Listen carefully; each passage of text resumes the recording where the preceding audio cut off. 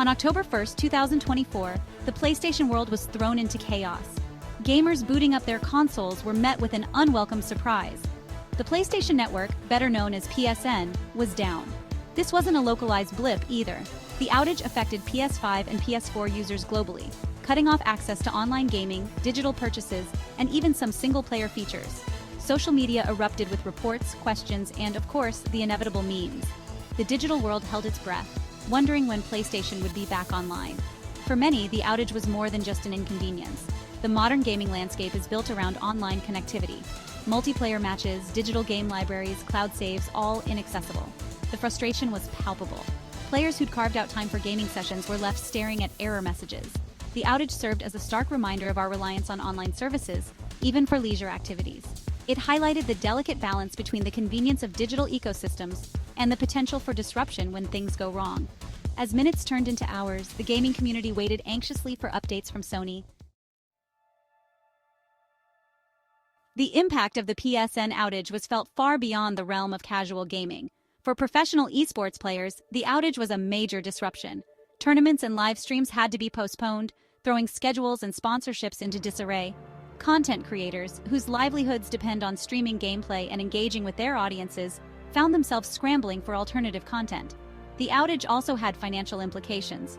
Sony's PlayStation Store, inaccessible during the outage, generates significant revenue from game sales, DLC, and subscriptions. While the exact financial impact is difficult to gauge, it's safe to say that the outage cost Sony a pretty penny. But the financial impact extended beyond Sony. Game developers, particularly those who rely on live service models with microtransactions, also felt the pinch. The outage served as a stark reminder of the interconnectedness of the gaming industry.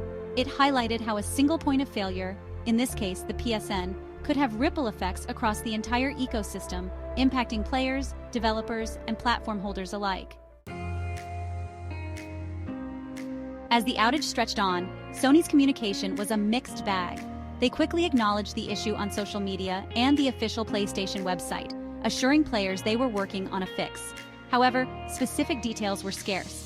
There was no clear indication of what caused the outage, how long it would last, or what measures were being taken to prevent future occurrences. This lack of transparency fueled speculation and frustration within the gaming community. Rumors swirled about cyber attacks, server overloads, and even disgruntled employees. The void of concrete information allowed these theories to flourish, further amplifying the sense of uncertainty. While Sony's initial response may have been lacking, they eventually ramped up communication efforts. Regular updates were posted, albeit often vague, acknowledging the ongoing issues and thanking players for their patience. Still, the lack of a clear timeline for resolution left a lingering sense of frustration. The timing of the PSN outage was particularly interesting, coinciding with a few notable events in the PlayStation world. Just days earlier, Sony rolled out a controversial update that introduced large, intrusive advertisements to the PlayStation 5's user interface. These ads, promoting upcoming games and services, were met with widespread criticism from players who felt they detracted from the user experience. Adding fuel to the fire was the recent release of EA Sports FC 25, the highly anticipated successor to the FIFA franchise.